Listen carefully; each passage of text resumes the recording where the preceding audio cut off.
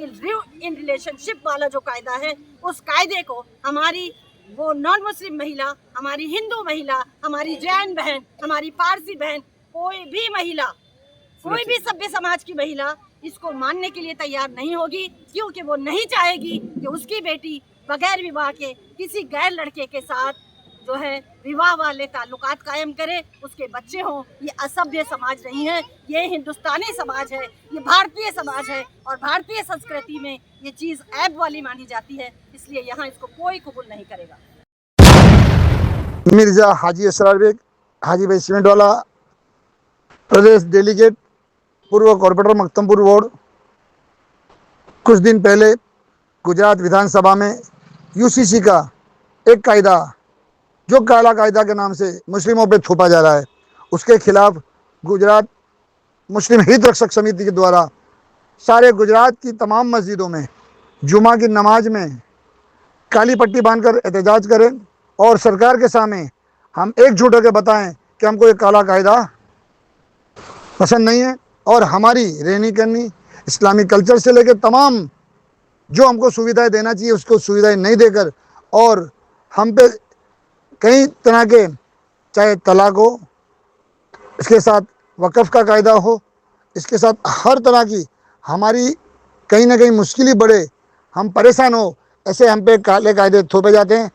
ऐसा लगता है कि मुस्लिम समाज के लिए आज की सरकार जाने इरादापूर्वक परेशान करना, हैरान करना, और हमको गुजरात के बजट में माइनॉरिटी के तौर से हमको जो बजट मिलना चाहिए वो बजट नहीं देके कई स्कॉलरशिप हैं वो कैंसिल करके आज ये बताना चाहते हैं कि आज गुजरात में मुस्लिम समाज के साथ अन्याय हो रहा है।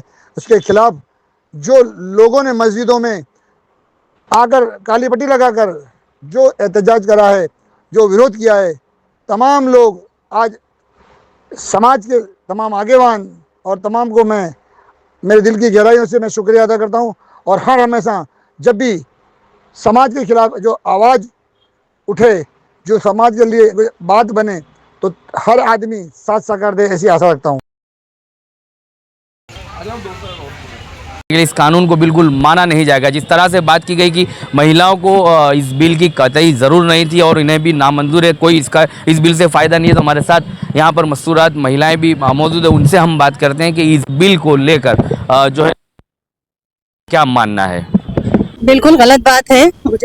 ये मुस्लिम महिलाओं के हित में तो नहीं है, बल्कि मुस्लिम महिलाओं को तकलीफ देने वाला कानून है। ये हमारे प्राइवेसी के खिलाफ है, ये हमारे मजहब के खिलाफ है, ये हमारे आस्था के खिलाफ है, और ये हमारे संविधान के भी खिलाफ है।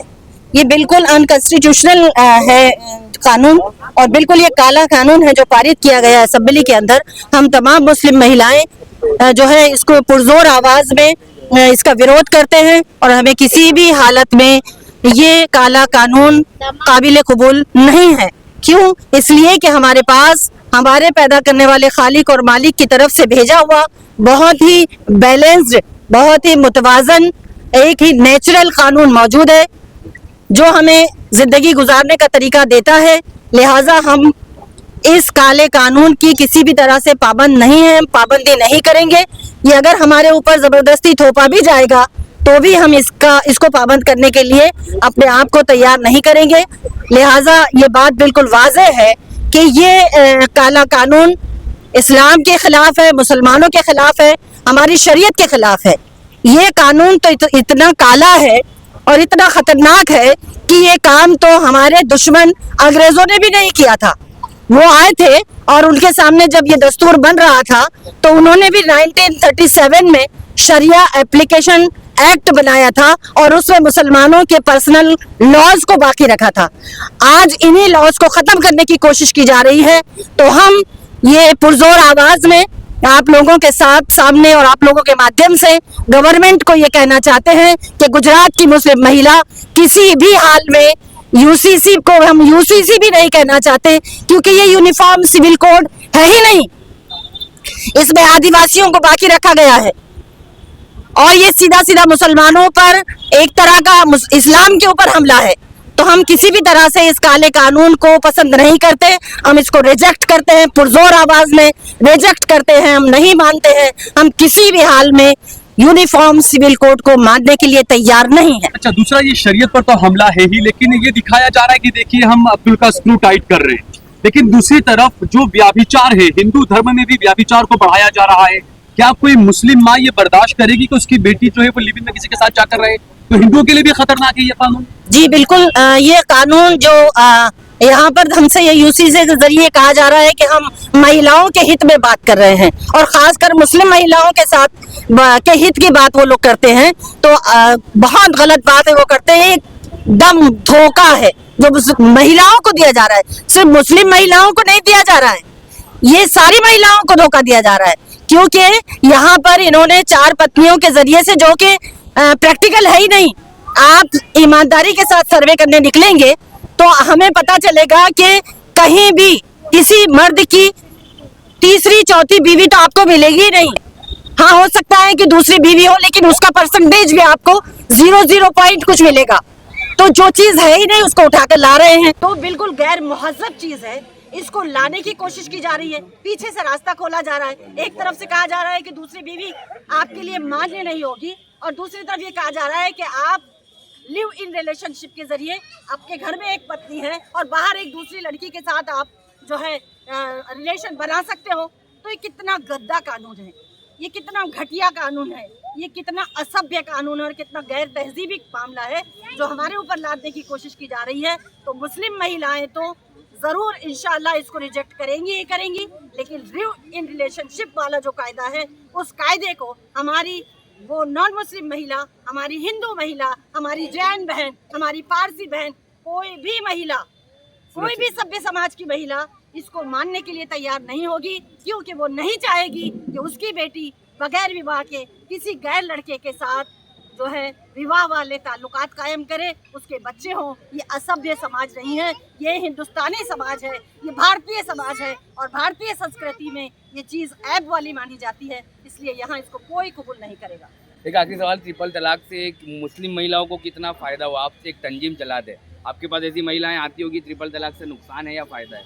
देखिए, ट्रिपल तलाक का जो कायदा इन लोगों ने बनाया भी है तो उसका कोई फ़ायदा और कोई नुकसान है नहीं। ट्रिपल तलाक पहले भी इतना बड़ा मुद्दा था नहीं मुसलमानों के अंदर जितना प्रोपेगेंडा किया गया है। ट्रिपल तलाक कोई बड़ा इश्यू नहीं है हमारे पास। हमारे इश्यूज़ हैं, हमारी बेटियों को पढ़ाओ, हमारे इश्यूज़ हैं हमारी लड़कियों के लिए यूनिवर्सिटी कायम करो, हमारे इश्यूज़ हैं कि हमारे यहाँ मुस्लिम बेटों और बेटियों के लिए आने वाली स्कॉलरशिप को बाकी रखो। अगर आप मुस्लिम महिलाओं के हित में हैं और मुसलमानों का फ़ायदा सोच रहे हैं और मुसलमान बेटी को जो है फ़ायदा पहुंचाने की, एम्पावर करने की बात करते हैं, तो क्यों हमारी स्कॉलरशिप वापस ले ली जाती है? क्यों हमारी बेटियों को पढ़ाई का पूरा इंतज़ाम नहीं किया जाता है? क्यों उनके रास्ते खुले नहीं रखे जाते हैं? और क्यों बिल्किस बानो के रेपिस्ट को सराहा जाता है? वो भी तो एक महिला थी, वो भी तो एक खातून थी। इतनी बड़ी कुर्बानी देने के बाद जब उसके गुनहगारों को बाहर निकाला जा रहा होगा और उन्हें सम्मानित किया जा रहा होगा, तो मुस्लिम महिला जिसकी हित में ये लोग बात करते हैं, एक एक बिल्कुस बानो घर में बैठी हुई खून के आंसू रो रही थी इस वक्त। आप मुस्लिम महिला की हित की बात करते हैं? जब उनको मिठाई खिलाई गई, जब हमारी बहनों ने खून के आंसू रोए, तब कहाँ गई थी हमारी वो मोहब्बत जो मुस्लिम खवातीन से सरकार को जो महसूस होती है? आप तक समाचार हमेशा रखे आपको आगे।